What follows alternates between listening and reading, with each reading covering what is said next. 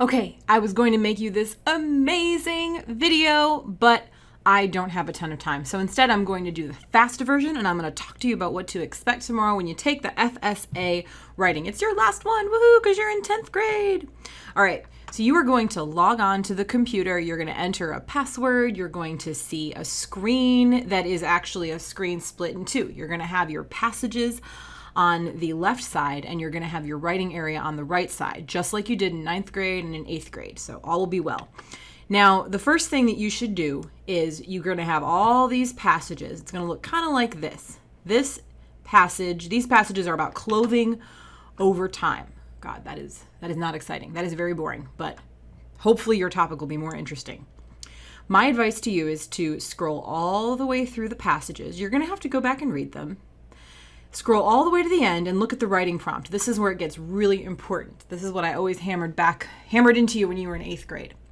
It says here to write an informational essay about the relationship between clothing styles and the developments in clothing creation. God, that is very unexciting. That's okay. We can move on. Your essay must be based on ideas, concepts, and information from the Clothing Over Time passage set.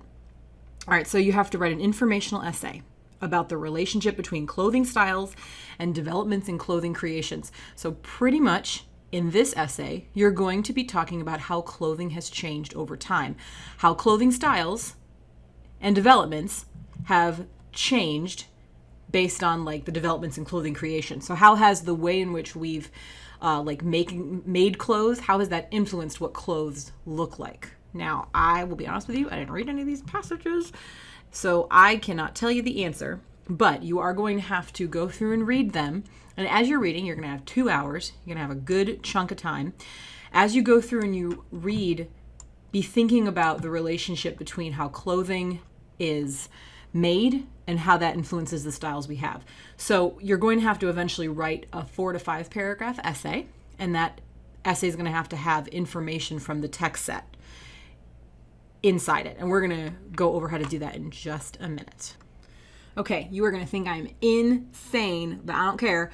I'm going to advise you, once you get your planning sheet, to draw yourself a graphic organizer, the same one that I hammered into you when you were in 8th grade. So we start off with this upside down triangle, and then we have a rectangle, and then we have another rectangle, and then you have a third rectangle. And then you have a right side up triangle. All right. Hopefully this shape is something that you remember. Right up here in your big rectangle, the first thing you're going to do is you're going to remind yourself that you have to have a hook sentence. And then you have to have your thesis statement. And then your topics. Topic 1, topic 2, topic 3, if you want to have 3 body paragraphs, and then a transition statement. Now remember, my dear girl, that all you got to do is answer the question, what's the relationship between clothing development and clothing styles? And you come up with 3 ways in which that relationship is shown. All right, so pretty much the way that I taught you in 8th grade is I told you that your first topic was, what does source 1 say about the big question? And then down here was the same thing. What does source 2 say about the big question? What does source 3?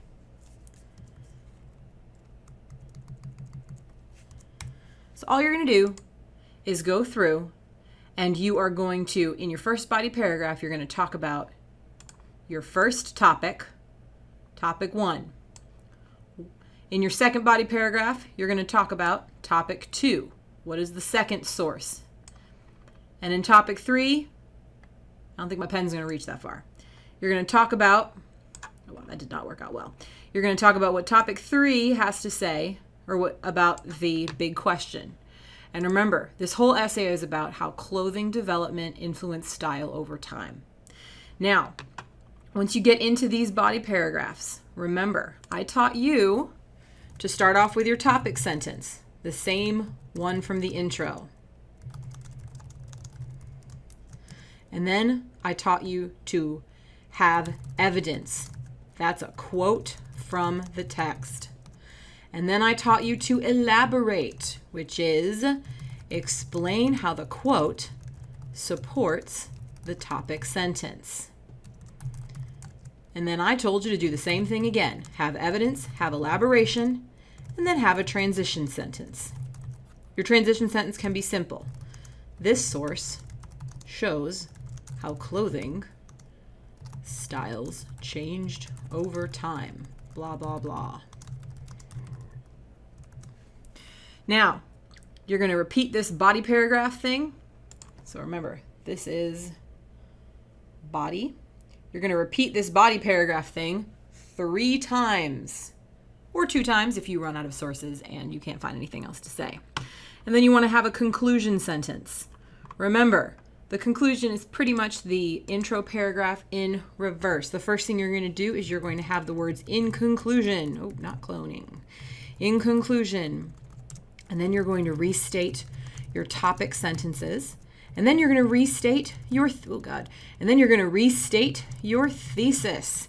And then you're going to just make a general closing statement. Make a big statement about life, like clothing changes because we change. Styles change as humans develop. Make something up that is just a big general statement about life.